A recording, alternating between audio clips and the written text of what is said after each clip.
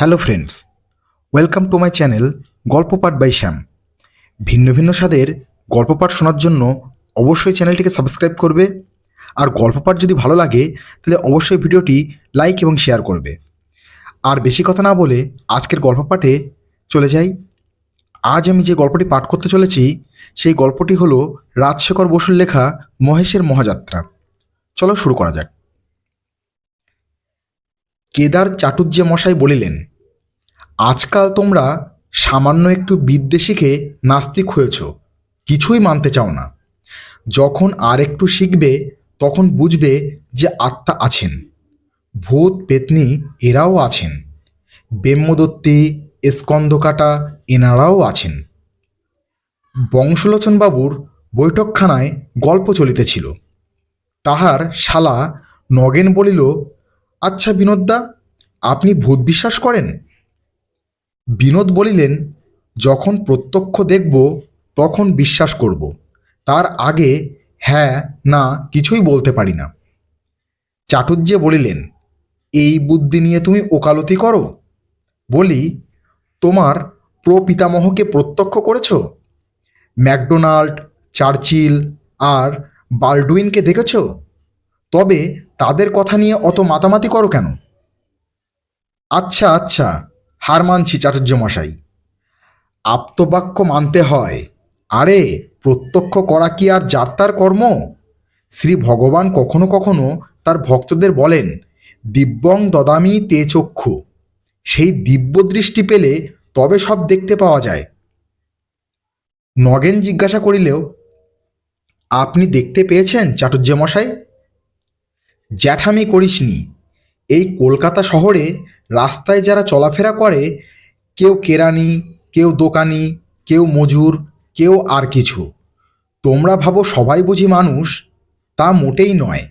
তাদের ভেতর সর্বদাই ২-১০টা ভূত পাওয়া যায়, তবে চিনতে পারা দুষ্কর। এই রকম ভূতের পাল্লায় পড়েছিলেন মহেশ মিত্তির। কে তিনি? জানো না? আমাদের মজিলপুরের চরণ ঘোষের মামার শালা। এককালে তিনি কিছুই মানতেন না, কিন্তু শেষ দশায় তাকেও স্বীকার করতে হয়েছিল। সকলে এক বাক্যে বলিলেন, কি হয়েছিল বলুন না চাটুর্য মশাই। চাটুর্য মশাই হুকাটি হাতে তুলিয়া বলিতে আরম্ভ করিলেন, ৩০-৪০ বৎসর আগেকার কথা। মহেশ মিত্তির তখন শ্যামবাজারের শিবচন্দ্র কলেজে প্রফেসরি করতেন। অঙ্কের প্রফেসর, অসাধারণ বিদ্যে, কিন্তু প্রচণ্ড নাস্তিক। ভগবান, আত্মা, পরলোক কিছুই মানতেন না। এমনকি স্ত্রী মারা গেলে আর বিবাহ পর্যন্ত করেননি। খাদ্যের বিচার ছিল না। বলতেন, শুয়োর না খেলে হিঁদুর উন্নতির আশা নেই, ওটা বাদ দিয়ে কোনো জাত বড় হতে পারে না। মহেশের চালচলনের জন্য আত্মীয় স্বজন তাকে এক ঘরে করেছিল, কিন্তু যতই অনাচার করুন তার স্বভাবটা ছিল অকপট। পারতপক্ষে মিথ্যে কথা কইতেন না। তার পরম বন্ধু ছিলেন হরিনাথ কুণ্ডু। তিনিও ওই কলেজের প্রফেসর, ফিলোসফি পড়াতেন। কিন্তু বন্ধু হলে কি হয়, দুজনে হরদম ঝগড়া হতো। কারণ হরিনাথ আর কিছু মানুন না মানুন ভূত মানতেন। তাছাড়া মহেশবাবু অত্যন্ত গম্ভীর প্রকৃতির মানুষ, কেউ তাকে হাসতে দেখেনি। আর হরিনাথ ছিলেন আমোদে লোক, কথায় কথায় ঠাট্টা করে বন্ধুকে উদ্ব্যস্ত করতেন। তবু মোটের উপর তাদের পরস্পরের প্রতি খুব একটা টান ছিল। তখন রাজনীতি চর্চার এত রেওয়াজ ছিল না, আর ভদ্রলোকের ছেলের অন্য চিন্তাও এমন চমৎকার হয়নি। ২-১টা পাশ করতে পারলে যেমন তেমন চাকরি জুটে যেত। লোকের তাই উঁচু দরের বিষয় আলোচনা করবার সময় ছিল। ছোকরারা চিন্তা করত বউ ভালোবাসে কি বাসে না। যাদের সে সন্দেহ মিটে গেছে তারা মাথা ঘামাতো ভগবান আছেন কি নেই। একদিন কলেজে কাজ ছিল না। অধ্যাপকেরা সকলে মিলে গল্প করছিলেন। গল্পের আরম্ভ যা নিয়েই হোক, মহেশ আর হরিনাথ কথাটা টেনে নিয়ে ভূতে আর ভগবানে হাজির করতেন, কারণ এই নিয়ে তর্ক করাই তাদের অভ্যাস। এদিনও তাই হয়েছিল। আলোচনা শুরু হয় ঝি চাকরের মাইনে নিয়ে। কলেজের পণ্ডিত দীনবন্ধু বাচস্পতি মশাই দুঃখ করছিলেন। ছোট লোকের লোভ এত বেড়ে গেছে যে আর পেরে ওঠা যায় না। মহেশবাবু বললেন, লোভ সকলেরই বেড়েছে, আর বাড়াই উচিত, নইলে মনুষ্যত্বের বিকাশ হবে কিসে? পণ্ডিত মশাই উত্তর দিলেন, লোভে পাপ, পাপে মৃত্যু। মহেশবাবু পাল্টা জবাব দিলেন, লোভ ত্যাগ করলেও মৃত্যুকে ঠেকানো যায় না। তর্কটা তেমন জুৎসই হচ্ছে না দেখে হরিনাথবাবু একটু উস্কে দেওয়ার জন্য বললেন, আমাদের মতন লোকের লোভ হওয়া উচিত মৃত্যুর পর। মাইনে তো পাই মোটে 250, তাতে ইহকালের কটা শখই বা মিটবে? তাই তো পরকালের আশায় বসে আছি। আত্মাটা যদি স্বর্গে গিয়ে একটু ফুর্তি করতে পারে। দীনবন্ধু পণ্ডিত বললেন, কে বললে তুমি স্বর্গে যাবে? আর স্বর্গের তুমি জানোই বা কি? সমস্তই জানি পণ্ডিত মশাই। খাসা জায়গা, না গরম না ঠান্ডা, মন্দাকিনী কুলুকুলু বইছে, তার ধারে ধারে পারিজাতের ঝোপ, সবুজ মাঠের মধ্যিখানে কল্পতরু গাছে আঙুর, বেদানা, আম, রসগোল্লা, কাটলেট সব রকম ফলে আছে। ছেড়ো আর খাও। জনকতক ছোকরা দেবদূত গোলাপি উর্নি গায়ে দিয়ে সুধার বোতল সাজিয়ে বসে রয়েছে, চাইলেই ফটাফট খুলে দেবে। ওই হেথা কুঞ্জবনে ঝাঁকে ঝাঁকে অপ্সরা ঘুরে বেড়াচ্ছে। দুদণ্ড রসালাপ করো, কেউ কিচ্ছু বলবে না। যত খুশি নাচ দেখো, গান শোনো, আর কালোয়াতি চাও তো নারদমুনির আস্তানায় যাও। মহেশবাবু বললেন, সমস্ত গাঁজা। পরলোক, আত্মা, ভূত, ভগবান কিছুই নেই। ক্ষমতা থাকে তো প্রমাণ করো। তর্ক জমে উঠল। প্রফেসররা কেউ এক পক্ষে কেউ অপর পক্ষে দাঁড়ালেন। পণ্ডিত মশাই দারুণ অবজ্ঞায় ঠোঁট উল্টে বসে রইলেন। বৃদ্ধ প্রিন্সিপাল যদু সান্ডেল রফা করে বললেন, ভূতের তেমন দরকার দেখি না, কিন্তু আত্মা আর ভগবান বাদ দিলে চলে না। মহেশ মিত্র বললেন, কেউই নেই, আমি 10 মিনিটের মধ্যে প্রমাণ করে দিচ্ছি। হরিনাথ কুণ্ডু মহা উৎসাহে বন্ধুর পিঠ চাপড়ে বললেন, লেগে যাও। তারপর মহেশবাবু ফুল এসকেপ কাগজ আর পেন্সিল নিয়ে একটি বিরাট অঙ্ক কষতে লেগে গেলেন। ঈশ্বর, আত্মা আর ভূত, এই 3 রাশি নিয়ে অতি জটিল অঙ্ক। তার গতি বোঝে কার সাধ্য? বিস্তর, যোগ বিয়োগ, গুণ ভাগ করে হাতির সুরের মতন বড় বড় চিহ্ন টেনে অবশেষে সমাধান করলেন, ঈশ্বর সমান সমান শূন্য, আত্মা সমান সমান ভূত সমান সমান শূন্য। বাচস্পতি বললেন, বদ্ধ উন্মাদ।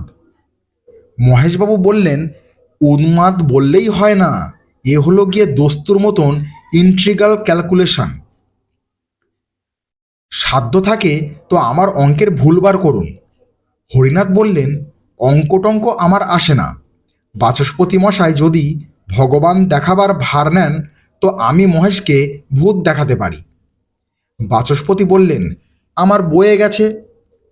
মহেশবাবু বললেন, বেশ তো হরিনাথ, তুমি ভূতই দেখাও না, একটার প্রমাণ পেলে আর সমস্তই মেনে নিতে রাজি আছি।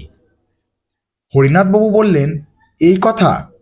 আচ্ছা, আসছে হপ্তায় শিব চতুর্দশী পড়েছে।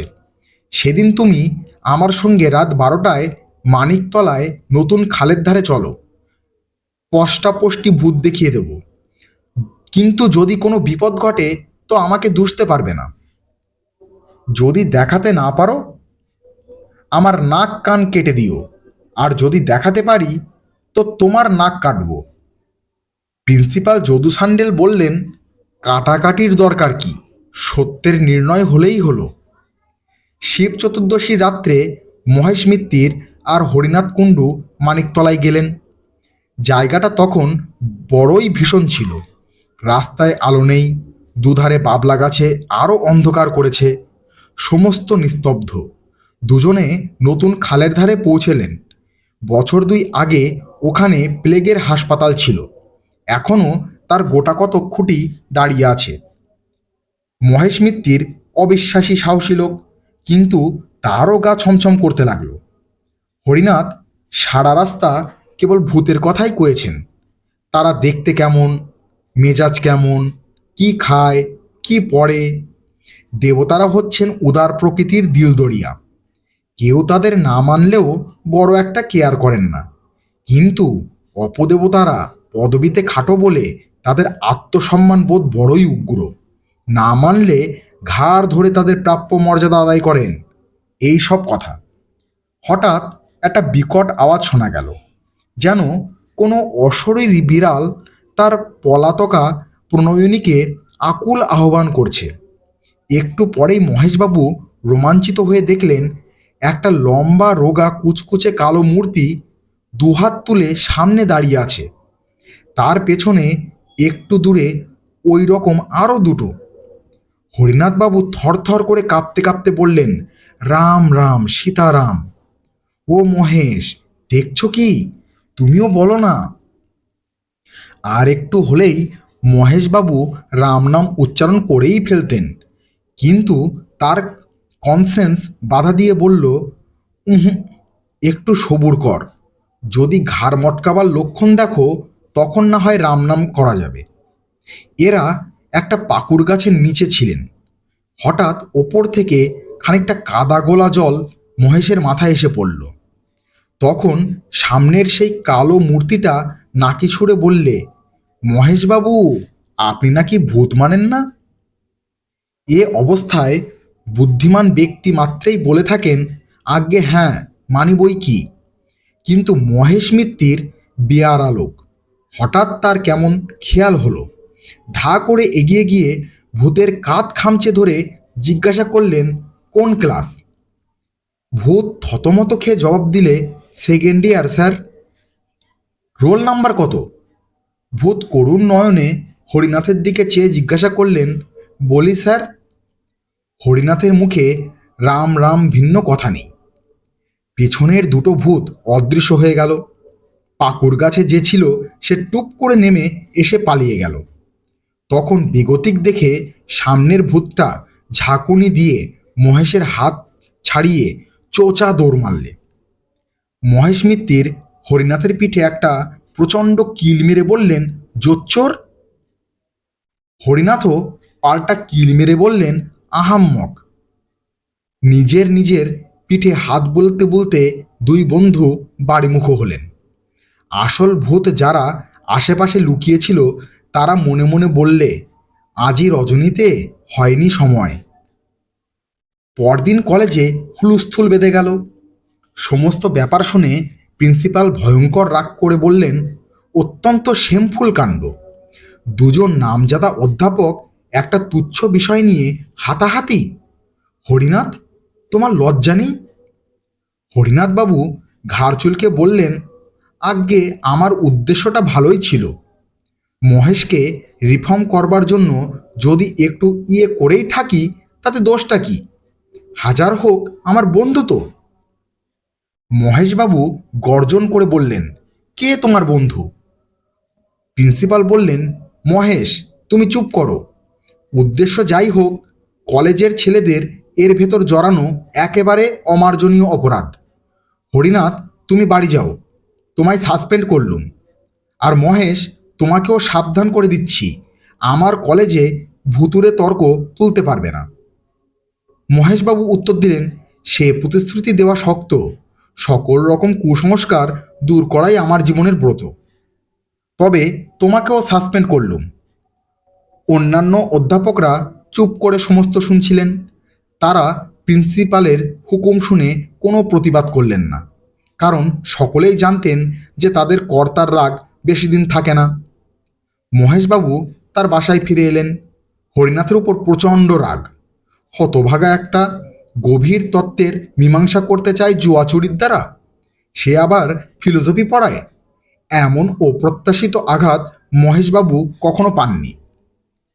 মানুষের মন যখন নিদারুণ ধাক্কা খায় তখন সে তার ভাব ব্যক্ত করবার জন্য উপায় খোঁজে। কেউ কাঁদে, কেউ তর্জন গর্জন করে, কেউ কবিতা লেখে। একটা তুচ্ছ কোচবকের হত্যাকাণ্ড দেখে মহর্ষি বাল্মীকির মনে যে ঘা লেগেছিল তাই প্রকাশ করবার জন্য তিনি হঠাৎ দুছত্র শ্লোক রচনা করে ফেলেন, মা নিষাদ প্রতিষ্ঠাং তম ইত্যাদি। তারপর সাতকাণ্ড রামায়ণ লিখে তার ভাবের বোঝা নামাতে পেরেছিলেন। আমাদের মহেশ মিত্তির চিরকাল নিরস অঙ্কশাস্ত্রের চর্চা করে এসেছেন, কাব্যের কিছুই জানতেন না। কিন্তু আজ তারও মনে সহসা একটা কবিতার অঙ্কুর গজগজ করতে লাগলো। তিনি আর বেগ সামলাতে পারলেন না। কলেজের পোশাক না ছেড়েই বড় একখানা অ্যালজেব্রা খুলে তার প্রথম পাতায় লিখলেন, হরিনাথ কুণ্ডু খাইতোর মুন্ডু। কবিতাটি লিখে বারবার ডাইনে বায়ে ঘাড় বেঁকিয়ে দেখে আদি কবি বাল্মীকির মতন ভাবলেন, হ্যাঁ উত্তম হয়েছে। কিন্তু একটা খটকা বাদ্য, কুণ্ডুর সঙ্গে মুন্ডুর মিল আবহমান কাল থেকে চলে আসছে। এতে মহেশের কৃতিত্ব কোথায়?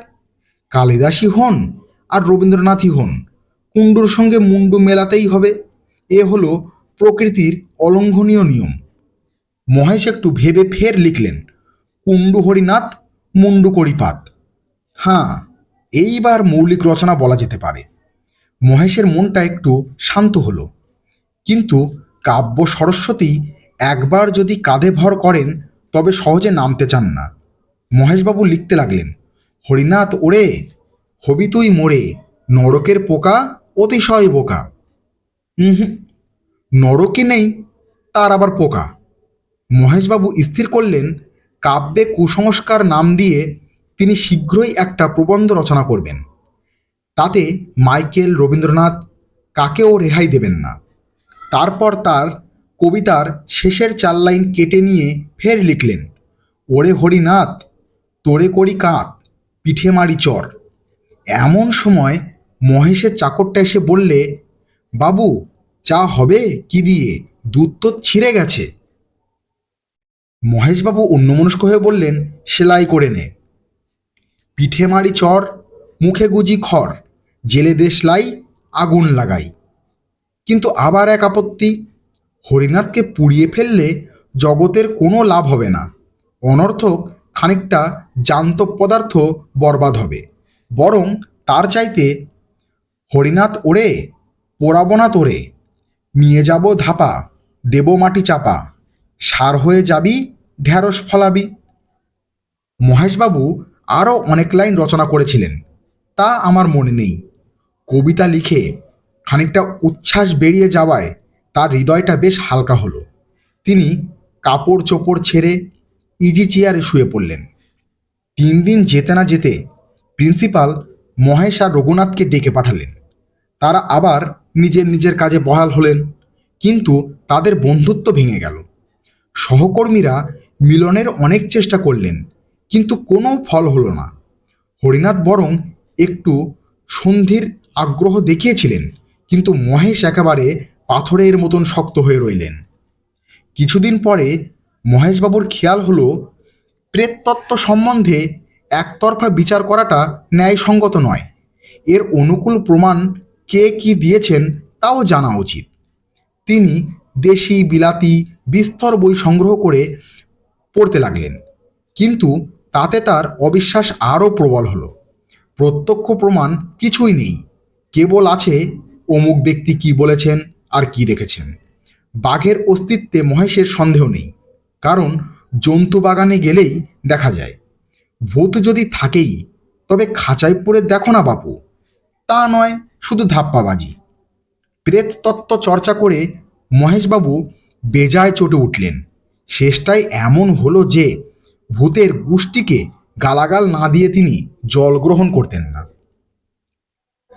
পরে পড়ে পড়ে মহেশের মাথা গরম হয়ে উঠল। রাত্রে ঘুম হয় না, কেবল স্বপ্ন দেখেন ভূতে তাকে ভ্যাংচাচ্ছে। এমন স্বপ্ন দেখেন বলে নিজের উপরও তার রাগ হতে লাগলো। ডাক্তার বললে, পড়াশুনো বন্ধ করুন, বিশেষ করে ওই ভুতুরে বইগুলো। যা মানেন না তা চর্চা করেন কেন? কিন্তু ওইসব পড়া মহেশের এখন একটা নেশা হয়ে দাঁড়িয়েছে। পড়লেই রাগ হয়, আর সেই রাগই তার অসুখ। অবশেষে মহেশ মিত্তির কঠিন রোগে শয্যাশায়ী হয়ে পড়লেন। দিন দিন শরীর ক্ষয়ে যেতে লাগলো, কিন্তু রোগটা ঠিক নির্ণয় হলো না। সহকর্মীরা প্রায় এসে তার খবর নিতেন। হরিনাথও একদিন এসেছিলেন, কিন্তু মহেশ তার মুখদর্শন করলেন না। 7-8 মাস কেটে গেল। শীতকাল, রাত 10টা। হরিনাথবাবু শোবার উদ্যোগ করছেন। এমন সময় মহেশের চাকর এসে খবর দিলে যে তার বাবু ডেকে পাঠিয়েছেন, অবস্থা বড় খারাপ।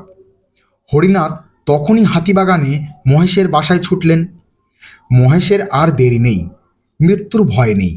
বললেন, হরিনাথ, তোমায় ক্ষমা করলুম, কিন্তু ভেবো না যে আমার মতো কিছুমাত্র বদলেছে। এই রইল আমার উইল। তোমাকে ওছি নিযুক্ত করেছি। আমার পৈতৃক 10,000 টাকার কাগজ ইউনিভার্সিটিকে দান করেছি। তার সুদ থেকে প্রতি বছর একটা পুরস্কার দেওয়া হবে।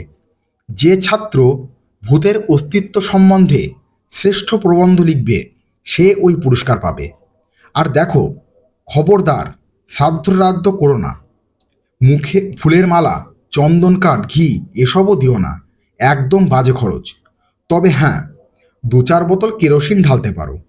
1.5 গন্ধক আর 5 সোডা আনানো আছে, তাও দিতে পারো। চটপট কাজ শেষ হয়ে যাবে। আচ্ছা, চললুম তাহলে। রাত প্রায় 11টা। মহেশের আত্মীয় স্বজন কেউ কলকাতায় নেই, থাকলেও বোধহয় তারা আসতো না। বড়দিনের বন্ধ। কলেজের সহকর্মীরা প্রায় সকলেই অন্যত্র গেছেন।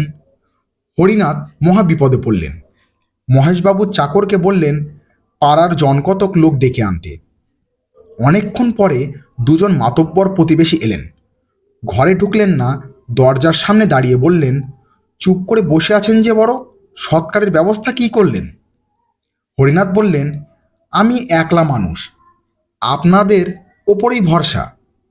ওই বেলেল্লা হতভাগার লাশ আমরা বইব? ইয়ার কি পেয়েছেন নাকি? এই কথা বলেই তারা সরে পড়লেন। হরিনাথের তখন মনে পড়ল, বড় রাস্তার মোড়ে একটা মাঠকোঠায় সাইনবোর্ড দেখেছেন, বৈতরণী সমিতি, ভদ্র মহোদয়গণের দিবারাত্র সস্তায় সৎকার। চাকরকে বসিয়ে রেখে তখনই সেই সমিতির খোঁজে গেলেন।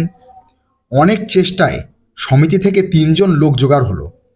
15 টাকা পারিশ্রমিক আর শীতের ওষুধ বাবদ 9 সমস্ত আয়োজন শেষ হলে হরিনাথ আর তার 3 সঙ্গী খাট কাঁধে নিয়ে রাত 2:30টার সময় নিমতলায় রওনা হলেন। অমাবস্যার রাত্রি, তার ওপর আবার কুয়াশা।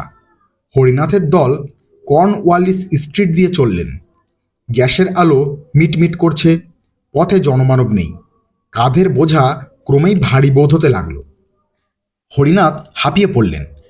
বৈতরণী সমিতির সর্দার ত্রিলোচন পাকরাশি বুঝিয়ে দিলেন, এমন হয়েই থাকে, মানুষ মরে গেলে তার উপর জননী বসুন্ধরার টান বাড়ে। হরিনাথ একলা নয়, তার সঙ্গীর সকলেই সেই শীতে গলদঘর্ম হয়ে উঠল। খাট নামিয়ে খানিক জিরিয়ে আবার যাত্রা। কিন্তু মহেশ মিত্রের ভার ক্রমশই বাড়ছে, পা আর এগোয় না। পাকরাশি বললেন, ঢের ঢের বয়েছি মশাই, এমন জগদ্দল মরা কখনো কাঁধে করিনি। দেহটা তো শুকনো। লোহা খেতেন বুঝি? 15 টাকায় হবে না মশাই, আরও 5 টাকা চাই। হরিনাথ তাতেই রাজি, কিন্তু সকলে এমন কাবু হয়ে পড়েছে যে 2 পা গিয়ে আবার খাট নামাতে হলো। হরিনাথ ফুটপাথে এলিয়ে পড়লেন। বৈতরণীর 3জন হাঁপাতে হাঁপাতে টানতে লাগলো। ওঠবার উপক্রম করছেন, এমন সময় হরিনাথের নজর পড়ল কুয়াশার ভেতর দিয়ে একটা আবছায়া তাদের দিকে এগিয়ে আসছে। কাছে এলে দেখলেন কালো র্যাপার মুড়ি দেওয়া একটা লোক। লোকটি বললে, এ আপনারা হাঁপিয়ে পড়েছেন দেখছি, বলেন তো আমি কাঁদ দিই। হরিনাথ ভদ্রতার খাতিরে 2-1বার আপত্তি জানালেন, কিন্তু শেষটায় রাজি হলেন। লোকটি কোন জাত তা আর জিজ্ঞাসা করলেন না, কারণ মহেশ মিত্তির ও বিষয়ে চিরকাল সমদর্শী। এখন তো কথাই নেই। তাছাড়া যে লোক উপযাচক হয়ে শ্মশানযাত্রার সঙ্গী হয় সে তো বান্ধবী বটে। ত্রিলোচন পাকরাশি বললেন, কাঁদ নিতে চাও দাও, কিন্তু বখরা পাবে না, তা বলে রাখছি। আগন্তুক বললে, বখরা চাই না। এবার হরিনাথকে কাঁদ দিতে হলো না, তার জায়গায় নতুন লোকটি দাঁড়ালো। আগের চেয়ে যাত্রাটা একটু দ্রুত হলো, কিন্তু কিছুক্ষণ পরে আর পা চলে না। ফের খাট নামিয়ে বিশ্রাম। পাকরাশি বললেন, 20 টাকার কাজ নয় বাপু, এ হলো মোষের গাড়ির বোঝা, আরও 5 টাকা চাই। এমন সময় আবার একজন পথিক এসে উপস্থিত, ঠিক প্রথম লোকটির মতন কালো র্যাপার গায়ে। এও খাট বইতে প্রস্তুত। হরিনাথ দ্বিরুক্তি না করে তার সাহায্য নিলেন। এবার পাকরাশি মশাই রেহাই পেলেন। খাট চলেছে আর একটু জোরে, কিন্তু কিছুক্ষণ পরে আবার ক্লান্তি। মহেশের ভার অসহ্য হয়ে উঠেছে। তার দেহে কিছু ঢোকেনি তো। খাট নামিয়ে আবার সবাই দম নিতে লাগলো। কে বলে শহুরে লোক স্বার্থপর? আবার একজন সহায় এসে হাজির, সেই কালো র্যাপার গায়ে। হরিনাথের ভাববার অবসর নেই। বললেন, চল চল। আবার যাত্রা, আরও একটু জোরে। তারপর ফের খাট নামাতে হলো। এই যে চতুর্থ বাহক এসে হাজির, সেই কালো র্যাপার। এরা কি মহেশকে বইবার জন্যই এই 3 প্রহর রাতে পথে বেরিয়েছে? হরিনাথের আশ্চর্য হবার শক্তি নেই। বললেন, ওঠাও খাট, চলো জলদি।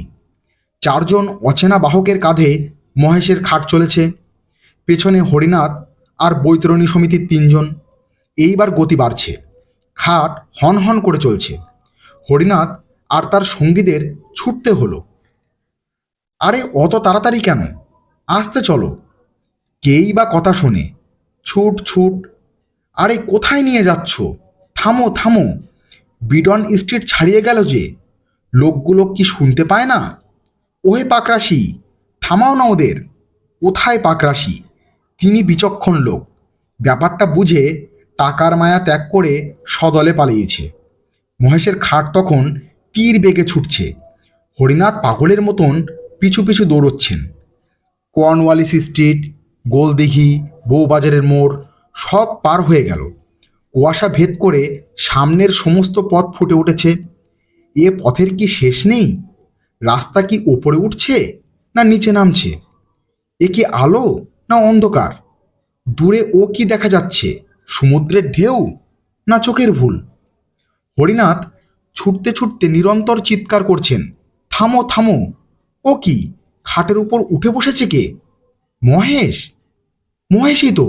কি ভয়ানক! দাঁড়িয়েছে, ছুটন্ত খাটের উপর খাড়া হয়ে দাঁড়িয়েছে। পিছন ফিরে লেকচারের ভঙ্গিতে হাত নেড়ে বলছে। দূর দূরান্তর থেকে মহেশের গলার আওয়াজ এলো, হরিনাথ, ও হরিনাথ, ওহে হরিনাথ। কি কি, এই যে আমি। ও হরিনাথ, আছে আছে, সব আছে, সব সত্যি। মহেশের খাট অগোচর হয়ে এলো। তখনও তার ক্ষীণ কণ্ঠস্বর শোনা যাচ্ছে, আছে আছে। হরিনাথ মূর্ছিত হয়ে পড়লেন। পরদিন সকালে ওয়েলস স্ট্রিটের পুলিশ তাকে দেখতে পেয়ে বহু কষ্টে তাকে উদ্ধার করেন। বংশলোচনবাবু জিজ্ঞাসা করিলেন, গয়ায় পিণ্ডি দেওয়া হয়েছিল কি? শুধু গয়ায়? পিণ্ডি দাদন খা এ পর্যন্ত দেওয়া হয়েছে, কিন্তু কোনো ফল হয়নি। পিণ্ডি ছিটকে ফিরে এলো। তার মানে? মানে মহেশ পিণ্ডি নিলেন না, কিংবা তাকে নিতে দিলে না। আশ্চর্য! মহেশ মিত্রের টাকাটা? সেটা ইউনিভার্সিটিতে গচ্ছিত আছে, কিন্তু কাজ কিছুই হয়নি। ভূতের বিপক্ষে প্রবন্ধ লিখতে কোনো ছাত্রের সাহস নেই। এখন সেই টাকা সুদে আসলে প্রায় 25,000 হয়েছে। একবার সিনেটে প্রস্তাব ওঠে টাকাটা প্রত্নবিভাগের জন্য খরচ হোক, কিন্তু ছাদের ওপর এমন দুবদাব শুরু হলো যে সবাই ভয়ে পালালেন। সেই থেকে মহেশ ফান্ডের নাম কেউ করেন না। ধন্যবাদ। শেষ হলো আজকের গল্প পাঠ।